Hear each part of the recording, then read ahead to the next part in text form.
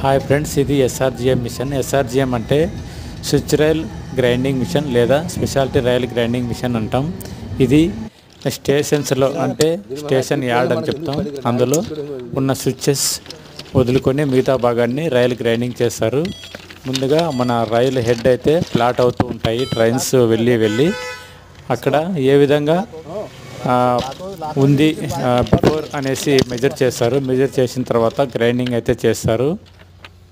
అంతేకాకుండా గ్రైండింగ్ చేసినప్పుడు మనకి మంటలు అయితే వస్తూ ఉంటాయి. అందుకని దీన్ని ఆర్పడానికి ఈ మిషన్లో 9000 లీటర్ల వాటర్ కూడా మనకు ఇచ్చి ఉంటారు. చూడండి, గ్రైండింగ్ చేసేటప్పుడు ఫైర్ అయితే వస్తూ ఉంది.